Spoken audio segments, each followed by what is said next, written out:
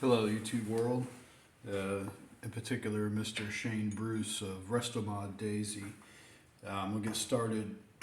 So I'm taking a wide body Daisy and I'm going to be upgrading it. So here's a receiver from one.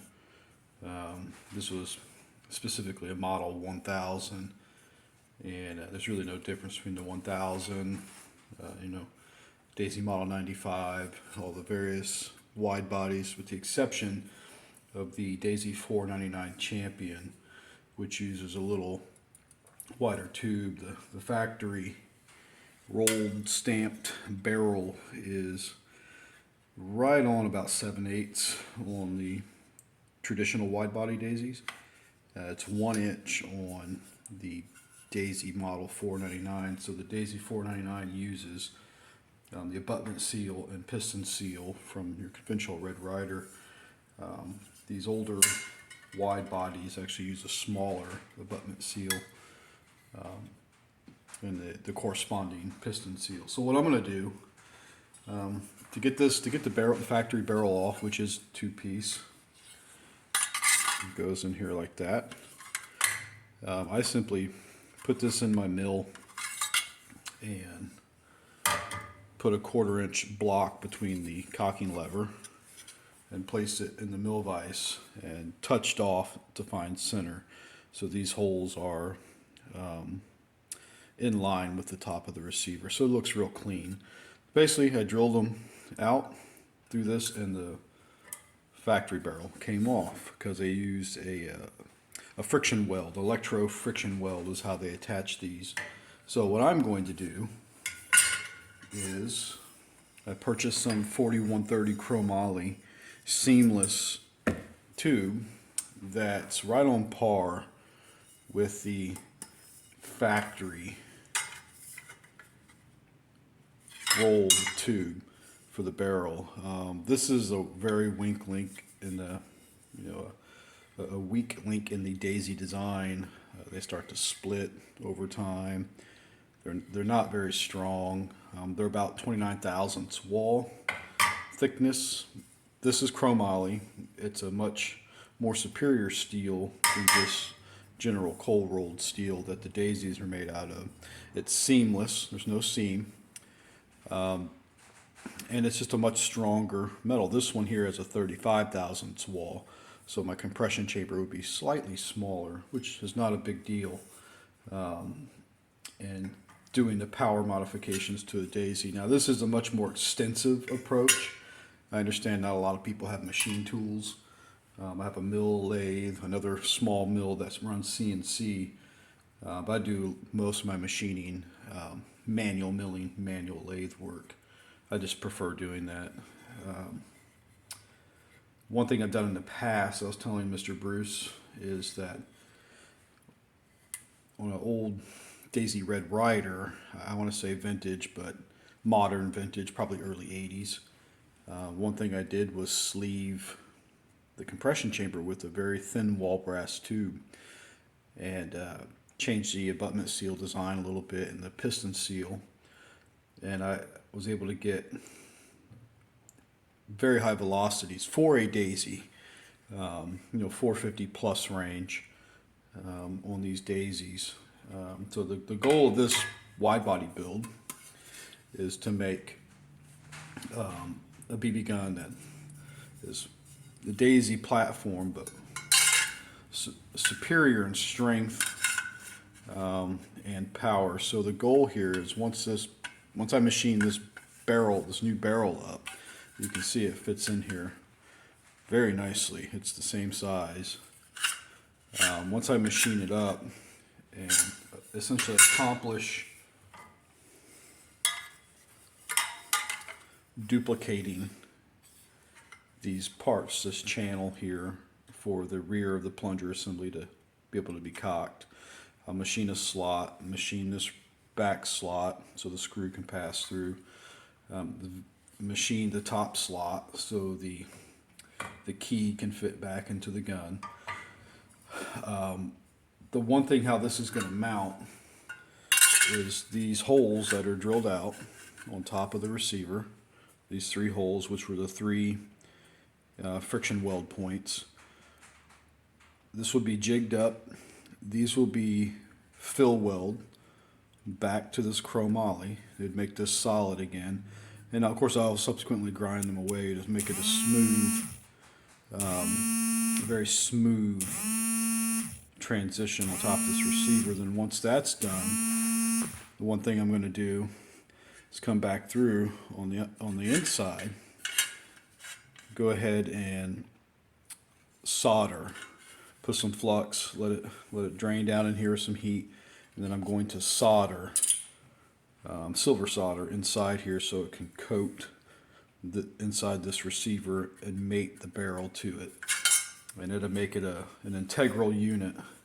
And the spot welds would suffice by themselves, but this is just an extra step that I want to do to get it to work. Very similar on a 9mm multi-stroke pneumatic air rifle I'm building. Here is the main tube finished, and I've gun coated it and all that. It has the slot in it for the pump tube assembly. This is an 1 1/8" tube, chromoly steel, but one thing I did was sleeve the inside where the striker assembly goes, because I don't need a massive striker that's 1 inch in size. A 7/8 diameter striker suffices for this. But this build is for a 9mm multi-pump air rifle. It's going to run 200 bar pressure.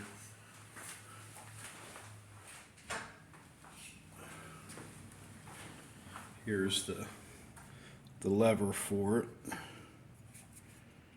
It's been machined up, but this is a side point to this. Got all the parts finished for this. All the aluminum parts, everything's done with the exception of the stock. I just have to get off my lazy butt and get the parts anodized so I can continue on. The air gun stuff seems to be a winter project aside from my career that I'm in, so more of a hobby. But this here, I have high hopes for to achieve 450 feet per second or more. Would be used in a Model 25 50 round magazine for it. One of the other things about these Daisy tubes, they have this little spot in the front where the anchor goes, the spring anchor that keys into the receiver in this. With this chromoly, it won't be necessary, the new seamless chromoly. But as an added precaution, what I will do, much like you see on the Daisy Red Riders, 94s and all that, I'm going to put a stud through this receiver. Once this is mated up, I'll touch off on it and find where it's at, and then basically put a stud through this so to give it a little bit more rigidity. This is 35 thousandths wall. It shouldn't be a problem. Again, that's just little anal retentives to make sure that it does stay pinned properly and doesn't wear out on the chromoly itself, because you'll see Daisy puts this spot weld, friction weld, a plate on here.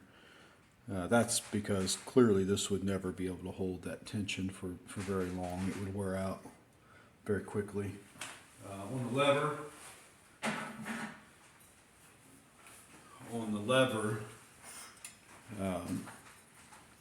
I've already blasted this, but another very weak point of this is this pivot hole. I will drill this out, or ream it out, precision ream it, and I'm going to put a 1/2 inch bushing in here, so that way it'd be a steel bushing, steel or bronze, so that way the pivot screw, which I'll make my own for that, basically like a Chicago screw, a captive screw, and that way that bushing is what rides, and being a drill bushing, it's going to be superiorly stronger than this aluminum. This should never ever wear out. on the pivot hole. This one's in pretty good shape. It's the daisy with the line lever, again from the model 1000. I believe this gun was gold when I ordered it from Baker Air Guns. It was kind of a brownish gold color, and I guess that's how they came. They were specially marketed for like some Western auto parts or something like that. But underneath the finish, it was very good shape. And I may try my attempt with fire bluing like Mr. Bruce does and kind of see what I can get out of that, or I may just prep it and send it off to be legitimately blued so we can get a nice consistent finish. But yeah, as I get this done, I'll chime in and show you little parts of it. But I'm hoping to get, I had some correspondence with Mr. Bruce. I'm hoping to get a stock set. One of those things, he makes some very lovely stock sets for vintage daisies, and I'd like to get a set from him for this. I mean, I have the ability to do woodwork, but I'm just not a woodworker. Not by trade, not by profession. I'm not a machinist by trade or profession, but I'm a hobbyist. And I have necessary tools to tinker and build. I prefer metal work. Wood, it's not my thing. I've built a wooden stock for a competitive 22 cal air rifle, a target gun, a field target gun, and I've got probably 50 hours in that stock, and that's not my idea of a good time. That's just me. I prefer not to mess with wood. So I'm a metal guy. So hopefully, I know Mr. Bruce is very, very busy. Hopefully we can work something out, and they're very reasonably priced too. I don't mind spending the money to add to one of my creations to make it go above and beyond. But that's it for now. I'm gonna get my machine set up here in my mill and get this cut down to size to match this, as far as the cocking slot and things like that. Should be interesting. I bought another one just in case I flub this up, which I hope I do not. Should be all right. Again, thanks a lot and stay tuned. All right, here's the barrel machined up. I made it slightly longer. I noticed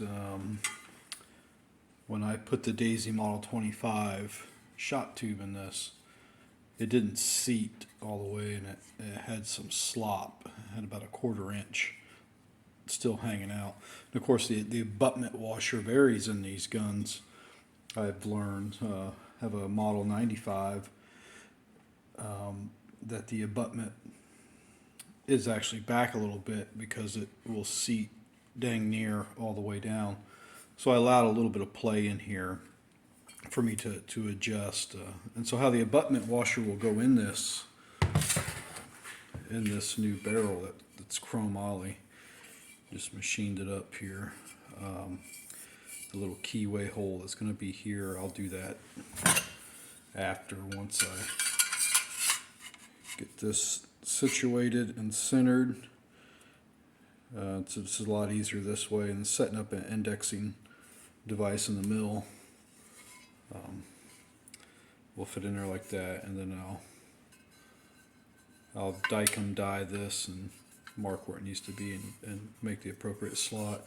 But the abutment washer in this tube, it's a solid tube now, chromoly steel, not much heavier than the original, but loads and loads stronger than the rolled tube. So what I'll do for the abutment washer that needs to go in here, I'll machine one up out of chromoly steel, and then what I will do around the radii of this tube, I'll put a couple of small holes. I'll drill them probably 90 degrees apart, and then leave one of the holes exposed on the bottom, and I will fill weld the abutment seal in place, and the exposed hole at the bottom Again, put some flux in there, silver solder around, and then that should hold in place quite well. But this is the barrel now. I stuck it in the lathe and took some sandpaper to it, some 600 grit, clean it up before machining it to make it nice and pretty, so I can see my die marks and all that. But yeah, there it is. There's a little keyhole for there. There's the slot milled. Now I will say, for this here for Daisy, this adds some rigidity, how they roll stamp this. It gives kind of a guide for the lever. The lever is already started in here, and the gun's assembled.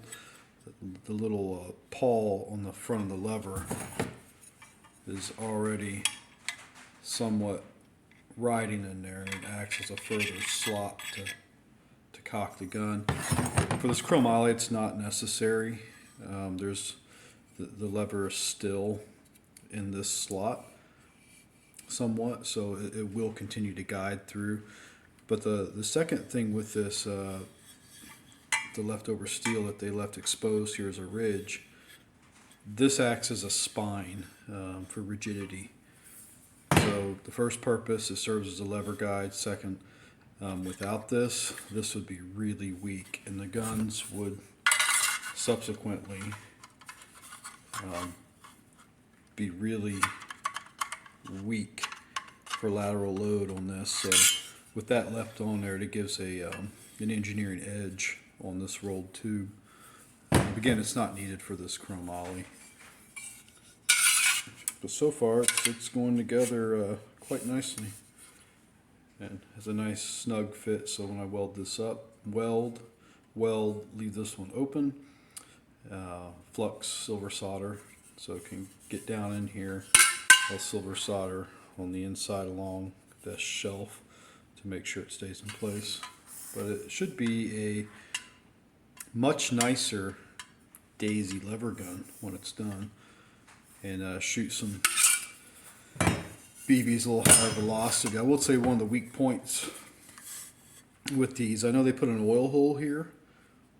It's really not necessary in these guns, because when you cock the lever on these guns, you cock the gun, you got it in a cock state.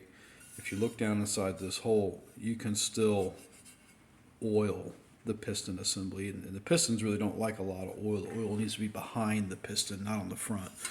When you oil these holes that are on the side of the factory barrel, you only need a drop or two. You really don't need to lather it up, because that will kill accuracy. The gun will diesel.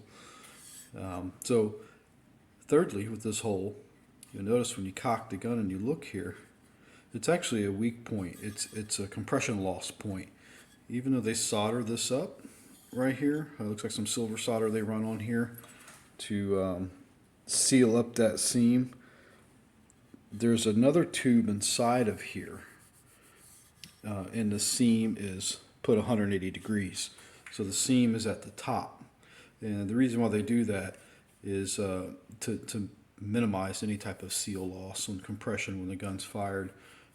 With this here, there's no seams anywhere. It will utilize the full internal of the tube to build pressure. And without that oil, I'm not putting an oil hole in this. It does not need it. That will minimize any pressure loss in the system when it's firing. And also, I've noticed on this gun, when I had it together, there was nothing wrong with it. And I compared it against a red Rider that I have for my daughter, a pink Rider, another Daisy Widebody I have. I noticed this lever, even though it snaps in place, when you go to cock it, it had free play in here. And I've calculated that's like 3/8 of an inch of wasted possible compression, piston travel.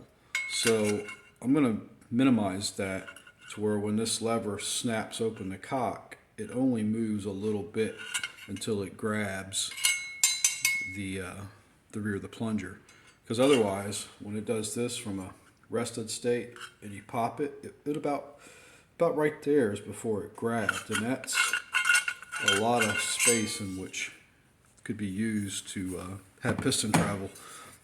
And yeah, I'll try that out and see what happens with this build.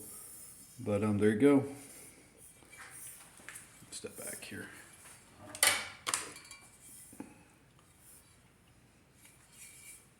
It's gonna be pretty.